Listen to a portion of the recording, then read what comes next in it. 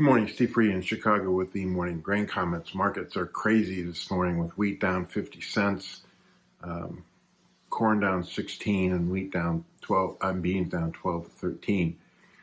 Overnight markets were kind of mixed, had a little softer tone on some profit taking, especially in the beans. Yesterday there was news that possibly China could end its strict COVID lockdown policy if cases jump up in a particular city.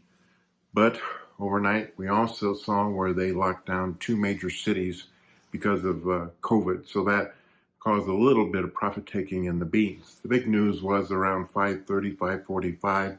It was reported on Bloomberg that Turkey's president said that on Thursday, Ukraine grain will begin to flow normally. Yesterday, there was reports that the president of Russia was not going to end the program, but he was going to suspend it until there was a thorough investigation of Russian ships being attacked by drones in Crimea.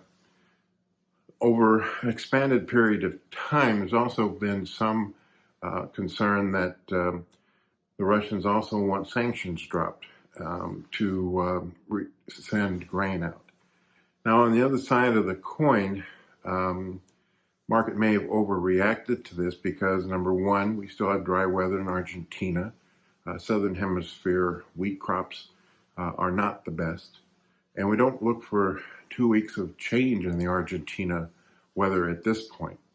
We also note that Russia is the cheapest wheat in the world, but U.S. Southern Plains crop conditions continue to decline. And this week, the USDA estimated the winter wheat crop at the lowest good excellent rating ever since they've been keeping data. We also note in the corn and bean market domestically, crushers and feeders have a very strong basis as the pipeline is thin and they need grain. And for the most part, the harvest is soon going to wind down. The grain that's moved will probably be all that is moved. And we had talked a little bit about how 60% of the corn and beans old crop may be sold. That might be a little bit behind normal at this time, but very little new crop has been sold to date. We also note that tomorrow we'll be getting late today and tomorrow we'll be getting some information on the Fed and what they want to do with interest rates. The Fed is raising 75 basis points now and 50 basis points in December. We'll also be watching the energy market. We're seeing a little bit of an uptick in the marketplace, especially if the central banks in the world are not hawkish, and we could actually start seeing a little bit of a pickup in demand. We also note that some of the supply numbers are lower than expected. Weather-wise, Southern Plains, U.S. Midwest, Mississippi River areas remain mostly dry. Europe conditions are favorable, along with the Black Sea.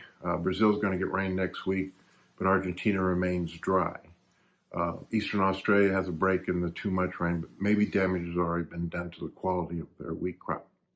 So big down day because of Turkey president saying grain is going to start floating again tomorrow out of the Ukraine grain belt, and we'll just kind of see how all that unfolds. I think for the most part, the market was looking for at least 1.9 million tons a month of Ukraine grain being shipped by rail or some sort of small vessel type movement.